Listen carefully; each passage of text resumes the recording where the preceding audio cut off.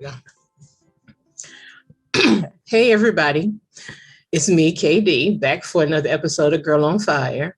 I know it's been a hell of a long time, but since I started shooting the shit with Kelly Ayton, I've decided to make Girl on Fire more of a special guest type thing.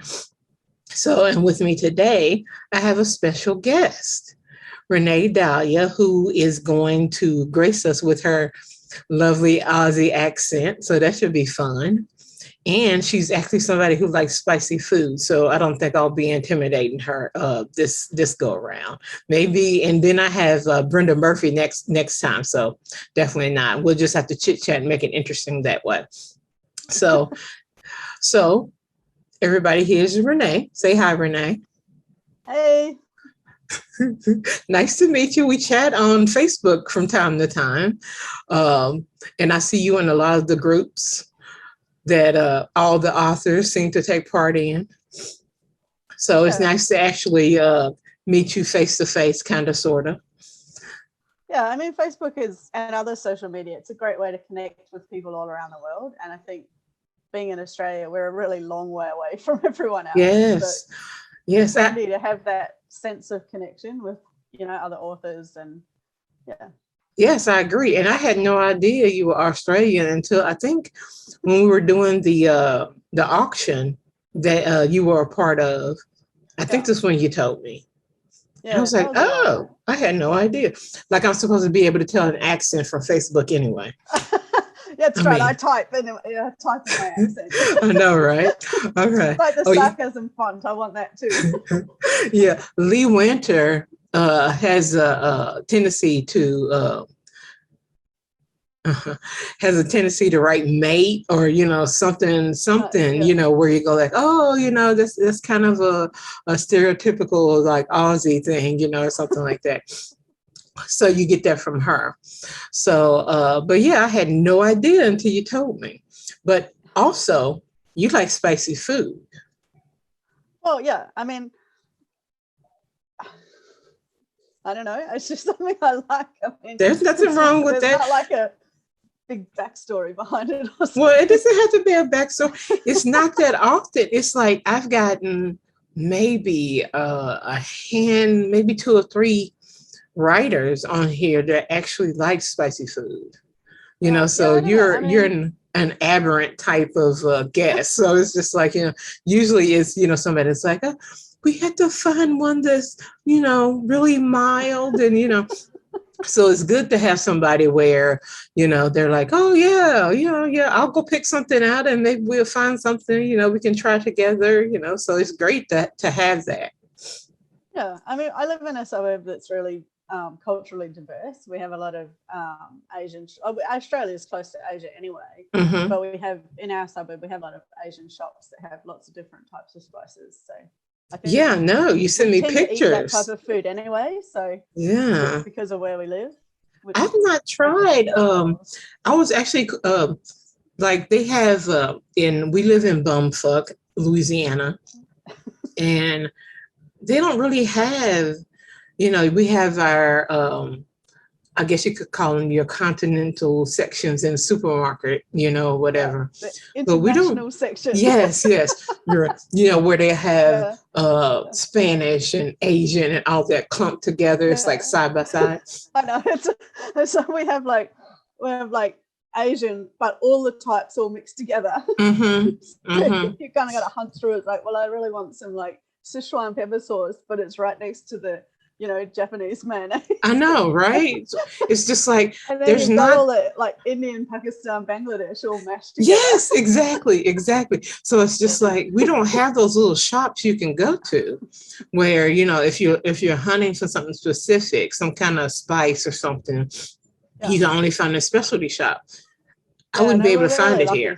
Yeah, I would have to order it off Amazon. We have quite a few like little locally owned shops where they the Asian ones tend to do a lot of fruit and vegetables, and then they have like the section out the back where you get all the different spices and dried everything. Mushrooms of 1,600 different types and all these different types of handmade noodles. That sounds yummy. See, oh my Getting, God, like, I would live in a place like that. Yeah, it's great. And then next door you've got like the Indian guy who's got the shop that's full of all the different types of chickpeas and Oh my God, the beans and smells you flour must run into. I yeah, can't even and imagine. he has this person who comes in and like bakes all the Indian like sweets, and so Uh-huh. they're all sitting in this beautiful display in the front of the shop. It's like, Ooh. not today, not today. Those are so full of butter. I can't have one Oh, but today. see, that's gonna make it more Great for tasty, parties right? because you can, like before COVID, when we could have parties, you could go in there and you could get all the sweets and bring them home, and then all of my kids' friends who are from all over the world, Mm-hmm. they'd all be able to find something that they liked, it's really great.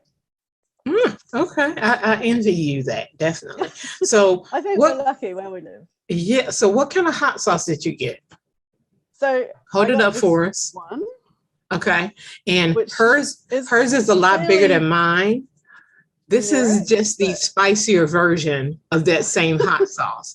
And I'm not sure why why is yours? Yours is like, mine's got extra pedas written in tiny letters at the bottom. yeah, yeah. Yours is big.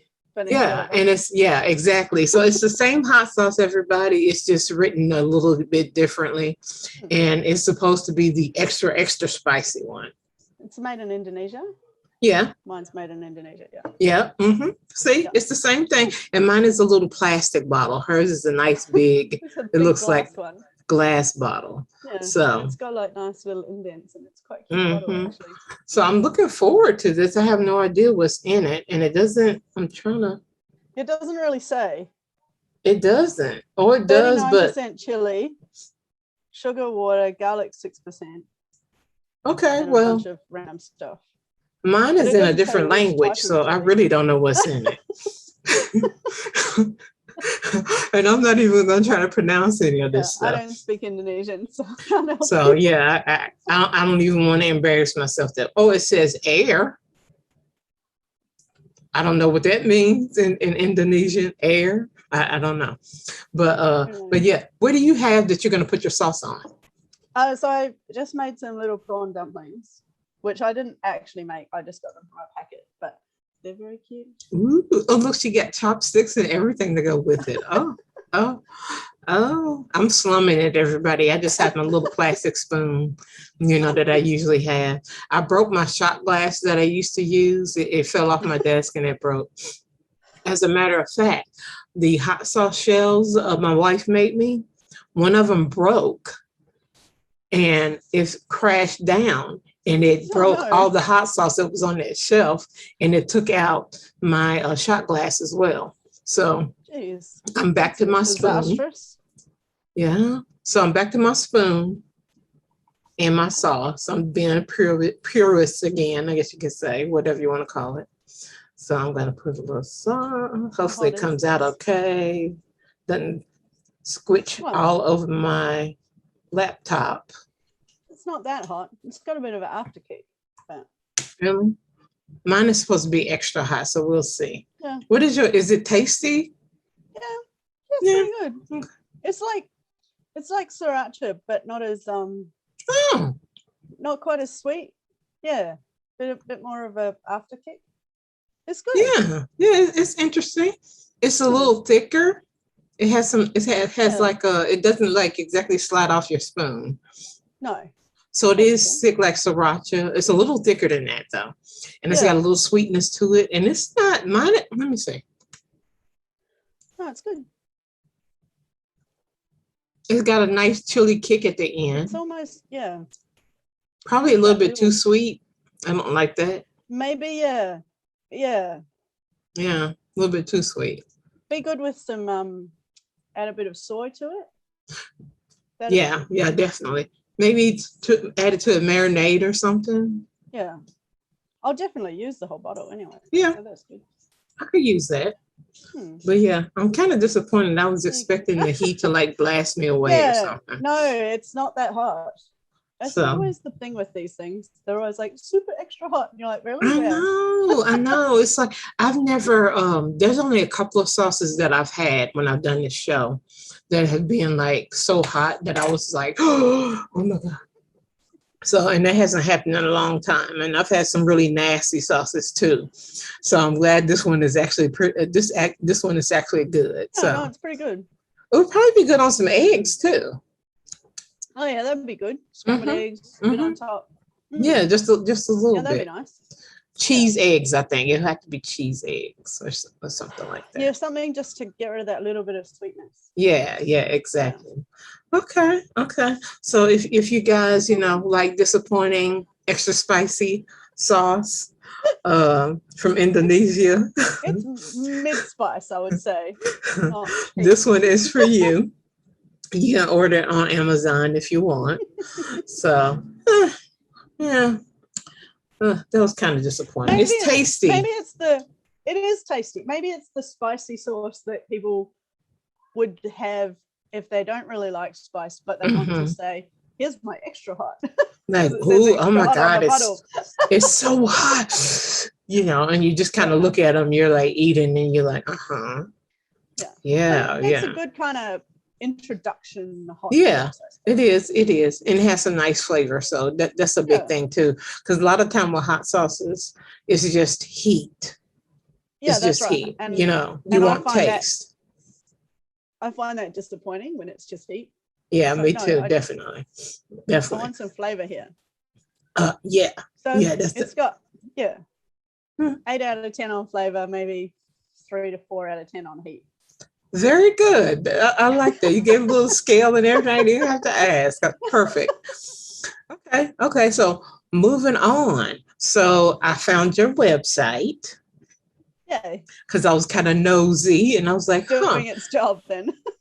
Yeah, I was like, oh, so let me look her up and see, if I can find some information, because I've not read anything you've written. So I was like, okay, let me, That's all right. Oh yeah, I'm one of those readers. I find like writers that capture me, and it's hard for me to stray and read anything else. Yeah. And I know I really should, but it's I know. And I'm such a mood reader too. Like I'll find that I can go on to at the digital platform and then just flick through a bunch of like short freebies. Mm-hmm. And I tend to read a lot of like novellas by new authors that you can get for free or for hardly anything, just to kind of taste test them, I guess. Mm-hmm. And then occasionally you'll find one and you're like, okay, now I'm going to read their entire backlist. And I don't care what it costs, but then sometimes I just don't. It's more of a way of, it's the same thing. I don't always feel like trying new authors. Mm-hmm. Little free novellas is a way of doing that. Well, that's a good idea. I feel like I should, so I do it this way rather than having to commit to a whole book. I listen to it depends on I listen to a lot of reviewers as well, because I've had like Tara Scott has introduced me to a lot of good work. So I know when she recommends, when she does a review for something, and says, oh my God, I loved it. It's sometimes hit or miss. Sometimes I'll read it and I'll go like, oh my God, that was so good. And then I'll go, oh, that was a little bit too candy sweet for me. I can't. Yeah. So it just depends. And not every book by every author is going to suit either. Like it's so hit and miss. Like what if I try a book by an author and I don't really like the book, but maybe if I'd tried a different one, I would have liked it and then I would read more of this. So, yeah, I don't know. Yeah, definitely. It's so the draw. You have a degree in physics. I do. Wow. That's impressive. Yes. It really is. I remember taking physics in college back in the dark ages and kind of sitting there like, what the fuck is going on? Okay. And, I'm a pretty good student and I was still sitting there like, why do I need to learn this? It's like they're writing Greek. I mean, or speaking Greek. So, but you have a degree in it. Yeah. Wow. It's I don't just love science. What is it? Yeah. So I guess I grew up in a family with a lot of what you would call educational privilege. Mm-hmm. So both my parents went to university. My dad's grandmother went to, like, his whole family had been to university since uni was a thing. Like, even his grandmother graduated as a doctor in 1902 or 1910 or something. Mm-hmm. Like, it's just, that was just the thing you did. And it was more about what are you going to study rather than are you going to study, if that makes sense. Yeah. And because there was absolutely no pressure on the situation, because it was just the thing that you did next, then I just did the subject that I was enjoying at the time, which happened to be physics. But it's a sort of a useless degree because it doesn't give you a job at the end of it. Like, in hindsight, I should have done engineering because it's all the same type of thing, and I would have got a career out of it. Whereas physics is just like this, you know, I'm real good at maths and science. Okay. Because I was going to say, how did a degree in physics lead you to the horse racing industry? Or does it have anything to do with the degree?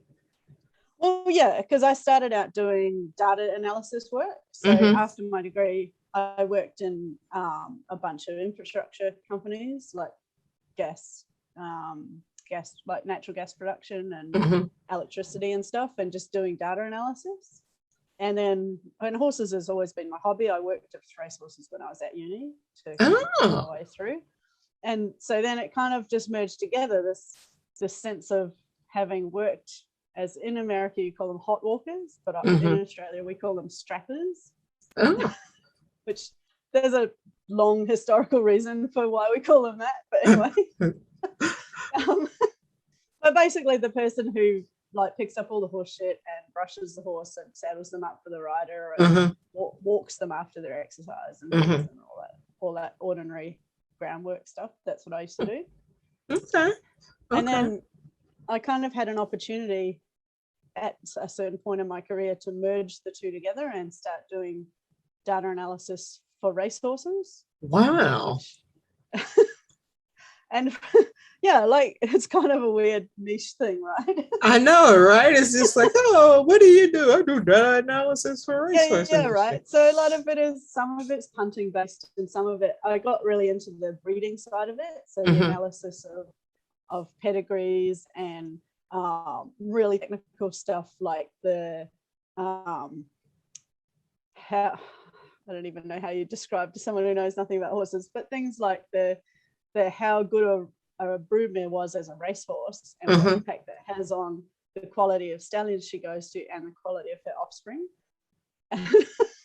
And trying to put all of that, like, I guess, artistry of breeding into numbers, and to say, well, if you have a mare who's a city class winner, she's more likely to leave a horse as good as her or better than a horse that was slow.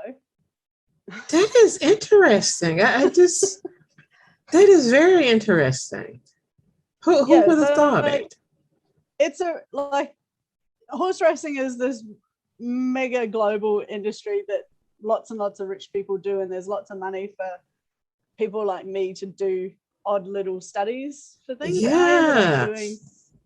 I ended up doing a lot of marketing based stats, so proving that one stallion was better than another, and how a stallion owner could use that in advertising, and then from there I got a gig doing sort of the bigger, broader questions and writing them up in magazine articles, which I still do. And that's kind of how I fell into writing. Okay, that's a good segue. That's a perfect segue. Very good. Very good. So, it's a really backward path getting into writing, but yeah, I sort of got there through doing data and then trying to explain data to people who didn't know data. Okay. Why romance? Well, I always read romance, so that was an easy kind of decision, I guess. You know, you write what you want to read. Yeah, that's true. I'm not gonna lie. I mean, you know, I would love to, as when I do get to read, I would love to read books that, you know, have the sense of humor, the sense of realism and everything. Like, I like to write. I mean, you know, so definitely I see where you're coming from on that. Okay. Yeah. So I kind of had there was this point in my data career, I got this really big job because it's all contract work. So I've been doing like contracts for different people, and I got this really big contract to help work on a court case. And so I spent like a year doing all the data analysis for this massive court case, and then my client won, which was great, but that was the end of the work. Oh. And I kind of thought, I'd kind of let all my other clients fall to the wayside a little bit because I'd put so much time into this one big issue. And, you know, there's only so much time in a day. And then I sort of had all this space, and I was like, well, now what am I going to do? And I don't know, being the sort of person that I am, I just thought I'll write. I really enjoyed writing the magazine articles. I'd been doing it quite a while by then. And I just kind of challenged myself, well, what if I write a book, right? Just as something totally different. It's just an intellectual challenge to do something while I'm trying to figure out, you know, how to find a new client or clients to fill the space that I suddenly had. And look at you now. And so I wrote this book, and I went to a conference and I pitched it to a publisher, and they were like, we really love this concept. Oh, so how many books have you written? How many books have you written? Oh, now? Oh, about 30, I suppose. Wow, are you kidding? Yeah. I didn't know you had written that many. That's a lot. I mean, I think only about 20 are published. So there's there's the process. Like, publishing is a long process. It is. Trust me, I know. Yeah. So did you go through all of them with a traditional publisher?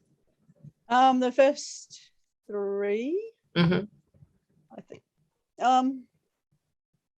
I've sort of lost track of it. I have a spreadsheet. Of course you do. Of course you do. Because it's kind of my thing, right? And if I put it in the spreadsheet, I don't have to remember it. Okay. Yeah, so the first 3 were with Harlequin Australia. And then I've done, I think, about 9 for them in total. And then I've got some indie books. I wrote a couple of books that they didn't want, and then I pitched them to other publishers, and they sort of fell over. Okay. For being slightly out of the box. Slightly out of the box, huh? I don't know what that means. To the wrong people, or maybe could it was be. just a mismatch, right? So could be. So I've indie published some as well to just try and understand how that side of it all works. So I've ended up maybe about half. Oh, okay. Okay. Yeah. Which has worked out better for you? They're different. Like I don't really like the process of choosing titles and picking covers, and I'd rather have a publisher just do that for me. But I do like.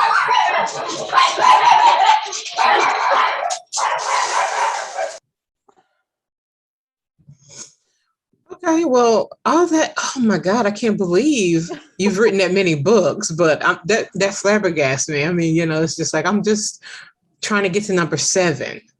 So, you know. I'm a person who doesn't like being bored. I'm not very good at resting. I'm not very good at sitting still. So they happen. It's not like I sat down and went, yeah, I'm going to write 30 books. So just sort of one day people ask me how many books I'm written. I'm like, let me look at my spreadsheet. Oh, holy crap, that's a lot. Oh my goodness. Happen? Well, I admire writers that are able to be that prolific. I mean, you know, so how long does it take you to write a book usually? Depends on the length. I try to aim for between 10 and 12,000 words a week. Yeah. And then I have a break between books to force myself to do edits and all the other job stuff of writing. Because otherwise I just write to entertain myself and don't actually do anything with them. Well, hell, there's nothing wrong with that either, if you ask me. Okay, so how would you describe your writing style? Oh, God, I don't know. That's such an awkward question. It is, I know. This requires so much self-awareness. Yes, it does.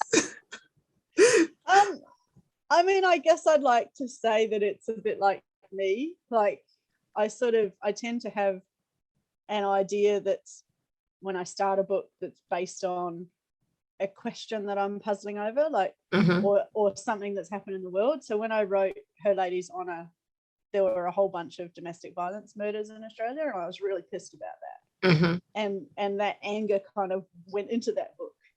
Really? And it's probably, I mean, if you read the reviews, people say, oh, it's too realistic, it's hard work. Oh my God. And they sometimes they hate that realism thing. Which, like, I get. And the problem with that book is that it came out in June 2020, and it's like, well, I wouldn't have wanted to have read that book in June 2020, right? It's a hard work book because of how I was feeling when I wrote it. And then the next two books in the series, who follow the friends of the main character in Her Lady's Honour, they're softer books because we've started writing them at a different, I was thinking about something else, and I was trying, they're different characters, so they come out different. And I get what you're saying. I got you. Yeah, that makes total sense. I have a tendency to mood write as well, and it's just like I'll get just a little spark, and and that spark is either going to become a fire or it's going to fizzle out. I mean, right. We have to see where it's going to go. I mean, and not every idea is big enough to be worth a whole book. Exactly. So exactly. Sometimes Yes. they become a short story or a novella or whatever. Exactly. Okay. Very good. Very good. Okay. So women. But I think, I mean, you'd hope that the same kind of, I mean, I'm a scientist by training, so a lot of the process is going to be a bit sort of logical or rational, you'd hope. At least that's what I'm trained to think like. So yeah, I tend to have a lot of little kind of mysteries in my books too that are based on things that I'm doing in my day job. Like I have a lot of horse racing scam mysteries, and I think, and part of this is I don't want to say that horse racing is all a scam, because it's not, but I think there's a certain, at least historically anyway, in horse racing, the rules were a bit more loose than the rules in society, and that it tends to attract a certain type of person. And I think because there's the punting angle, there's people who take risks. So that creates an environment where scams can grow. Yeah, exactly. And it doesn't mean that everyone involved in horse racing is into scams. It's just that environment creates that opportunity for certain types of people. And I find that human interest in risk taking and that stuff really fascinating. So I think that kind of ideas come through in my books a lot. So I have like I wrote a couple of Christmas books for Harlequin Australia, and that one of them is it's like around an account. The accountant is scamming the business, and so it was all based on how would you create false invoices that a business would pay as a natural. It was like, how would you scam a business into overpaying for stuff and filter money? Wow. Business as an accountant, like just that kind of. And he was the main character. Really fascinating. Who was the main character? Was the business owner. Oh, okay. Yeah. So the business owner was losing money and he couldn't work out why, and he brought in an accountant, and they figured out that the business was being scammed through this invoicing system. Yeah. Anyway, I just find that stuff really interesting, and things like the accountant main character in the book. She says, oh, it's like these people who do the Facebook quizzes and they give up their birth dates and their secret bank passwords and stuff. And I just think, there's something in the way that humans are. We're risk takers and we're a bit greedy and we're a bit selfish, and I find that combination of those things really and naive sometimes as well. Yeah, absolutely, because we're drawn to stuff like that, and we're drawn to like, what is it in this charming villain who pulls off a scam like that, and people are drawn to that. Like, I find that really interesting. So I guess that's like the theme that comes through in some of them. That's intriguing. I like the whole criminal element. That would make an interesting book. Writing a book from the criminal being a main character. Ooh. Anyway, I don't think I could pull off the charming criminal, but I find that people who are sucked into that, I find that interesting. How that process works. Yeah. That would take a lot of research, but I think that would be interesting. Okay. Anyway. So, in the women love women fiction world, readers tend to focus on lesbian pairings, lesbian themes, or whatever. Have you gotten any flack for being bisexual and writing some women love women fiction?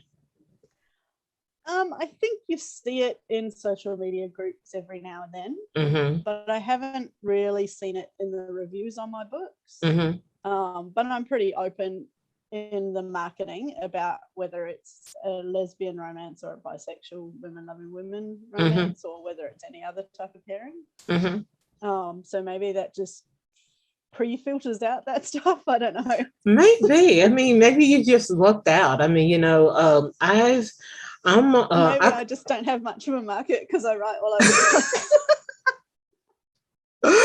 I'm not going to touch that one. I'm not going to touch that one. Who knows? But in a majority of my books, I've had bisexual characters. I'm not bisexual at all. I could identify as a lesbian. I mean, you know, if I have to identify.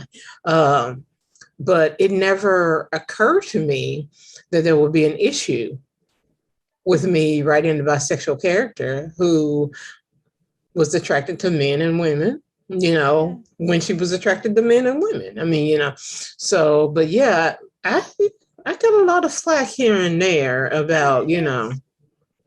I think there are particular loud but small sectors. Yeah, I agree about that. They're really loud, but they're small. But there are actually not that many people. And I think for a greater proportion of romance readers read across all different pairings. So it probably doesn't matter that much. Yes, so I would agree. Yeah, sometimes it's just easier to ignore the really loud voices and go, oh, well, I'm still selling books, so whatever. There you go. Okay. So tell me about the book you just published not too long ago. Didn't you publish one was it last month? Probably. Her Lady's Fortune. Okay. So I managed to like mess up my schedule. Because even though I'm all about data, I'm really bad at dates. I'm hopeless at dates. Like, honestly, it's like you know, doing left and right. I can't do left and right very well either, and dates work or don't work the same way in my head for some reason. That's interesting. Like I can do numbers and I can do maths and I can do physics, but I can't really figure dates out. That is strange. Anyway, you having problems with those earphones too. Dates and earphones are not Renee's. I need to get proper earphones. Anyway, IT is a thing. Anyway,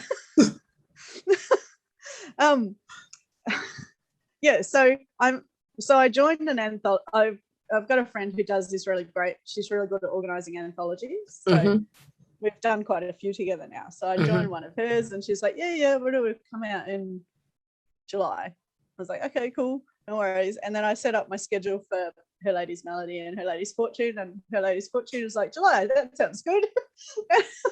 About 3 days before one of them came out, I was like, "Oh crap, they're like coming out 2 days apart." So I had 2 releases within about 2 or 3 days. Like, one is an anthology and it's with a whole group of people. So but it was just awkward. Anyway, but Her Lady's Fortune is the most recent full-length novel. Yeah. So, and it's basically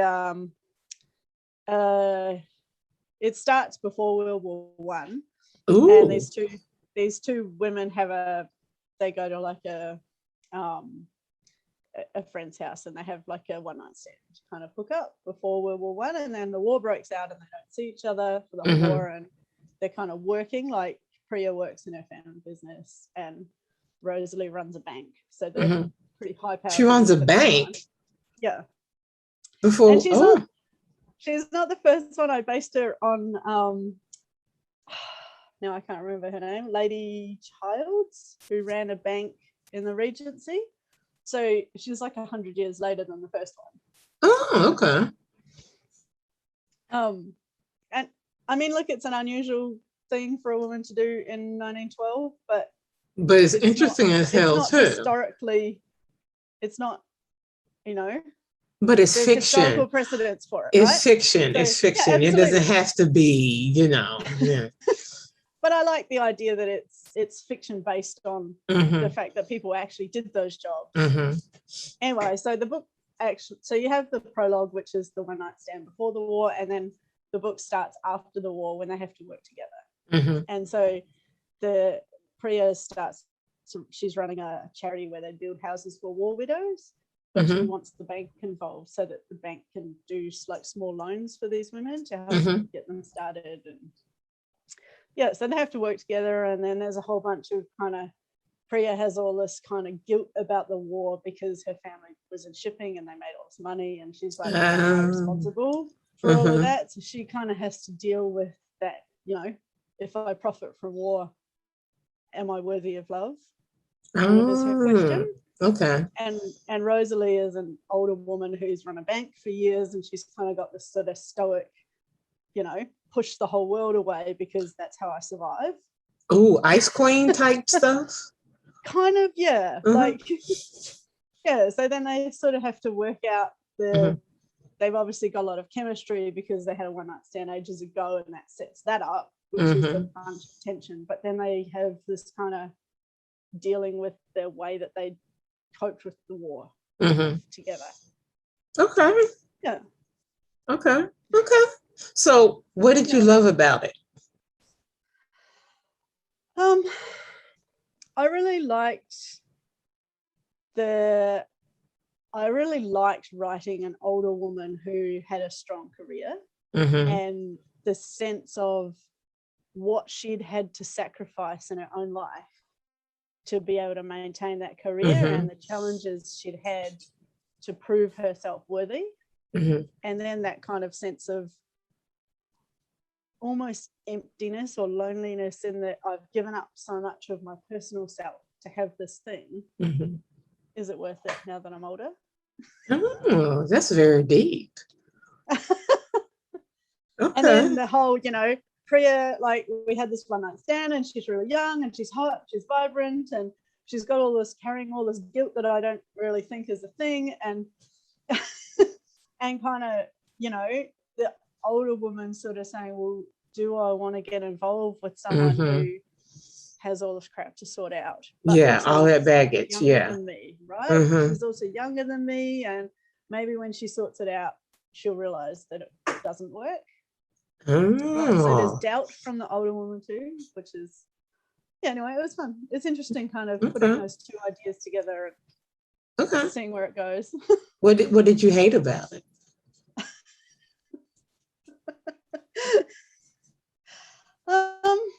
I think actually what I hated about it was that it started from that idea of, if I profit from war, do I deserve happiness? And actually unraveling that was really hard, because we're in a world where you've got all these fuckwit billionaires. Yeah. And I'm essentially who get it off the backs of other people. Yeah. Right. Yeah. Right. And I've essentially, my brain has unhelpfully put a character right in that space. And how do I, answer that question? How do I make this person deserve happiness? And, having a charity for war widows is not really the whole answer. Yeah. So, I had to really dig deep to kind of answer that question, and that was frustrating. Okay, that makes sense. Okay. So, a lot of the time I was like, Why, Brang? Why do you have these ideas? Now I have to actually answer this question. Oh God, that's yeah, I've been there. Okay. Thank you. Yeah. Sometimes those questions are really hard to answer. Very, very hard to answer. Yeah, but hopefully I Yeah. answered it okay. And it works out in the end. Okay. We'll see. Okay. So, are you actively working on anything right now? Yes. So I've just written a 3-book series set in a London burlesque club that's going to be published. I know, it's fun. So that's going to be published by Violet Gaze Press in, I think, November, December, January. So I'm just working on the sort of structural edits for the 3rd one, which is, it's the club owner and okay. It's got a few problems at the moment, so it's like my problem child book that I'm procrastinating over arguing with. But I think I've had a few beta readers look at it and they've sort of helped me figure out what needs to happen. So it's just the doing of that. Don't you love beta readers? Oh my God, the best.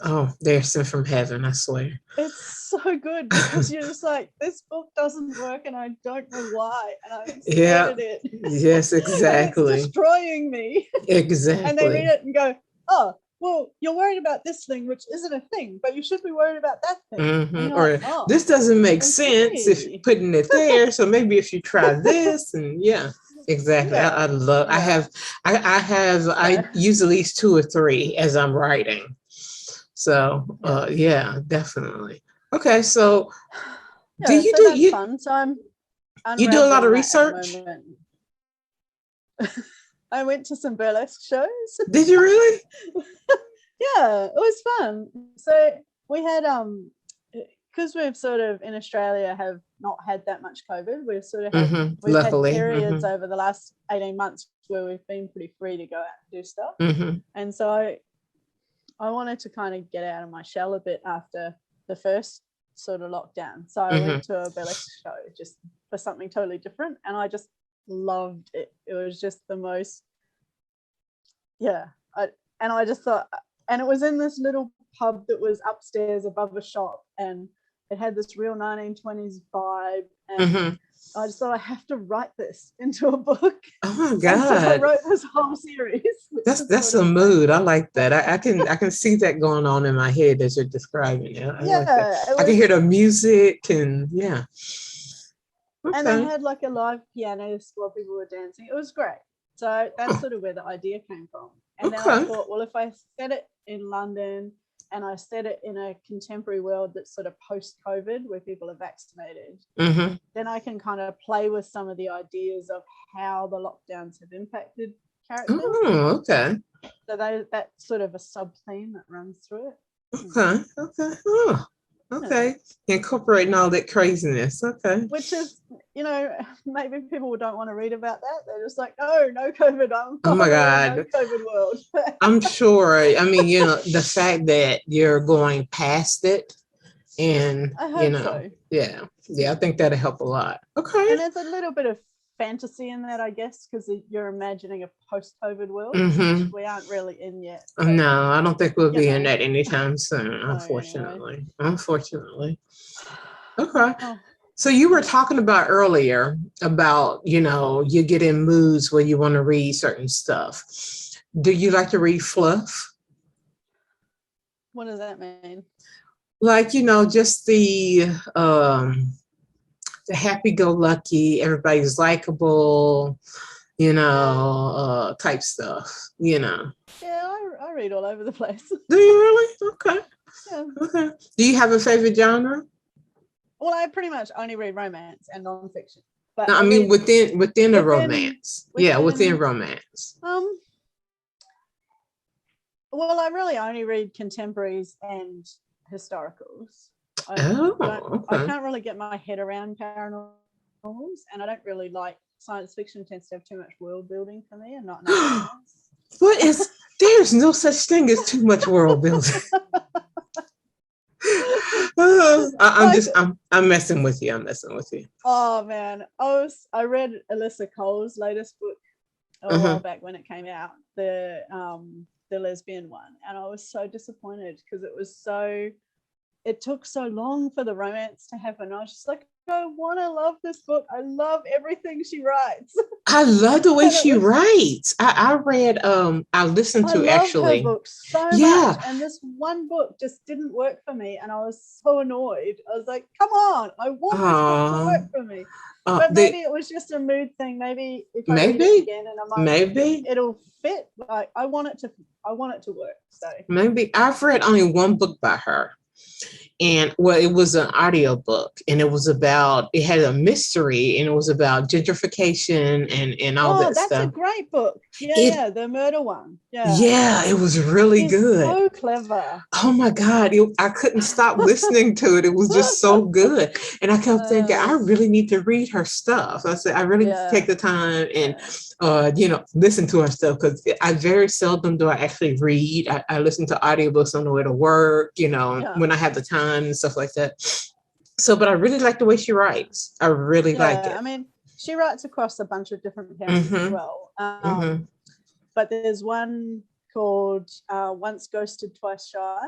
I've heard of that. Yeah, I've heard of that. That's really good. Is it? The Hamilton one she wrote. The Hamilton one she wrote is really sweet. Okay, I'm putting it in my head. And okay, there we go. There you go. I'm gonna look for the audiobook for that. And if it's a well read, I'm definitely gonna get it. Okay. And if you do like world building, you'll probably like her latest one. I don't know, I struggled with it for some reason. Well, it might have just been a mood thing. It's a really slow burn?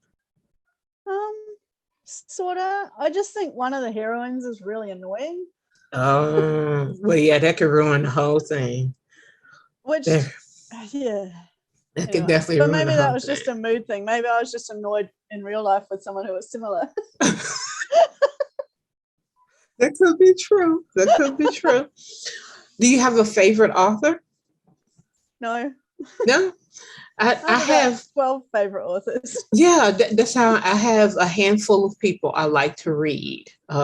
So I don't, if I were to have to pick one out, where whenever she comes out with a book, I run and get it, despite the reviews or whatever, is Megan O'Brien. I don't know why. I just read a few of hers. I like her. Yeah. So too. Yeah. That doesn't hurt. That doesn't hurt at all. So, but she builds a world in a different way, I think. So, yeah. I mean, I think everyone is doing world building in a different way. Exactly. Okay, very good. So, here's the big question that I've been kind of priming you for, and this is why I sent you the email with all the questions and stuff on it. So, tell me something about yourself. Tell something amusing, something embarrassing, funny, or unforgettable, something, that you feel like could be interesting to share about you.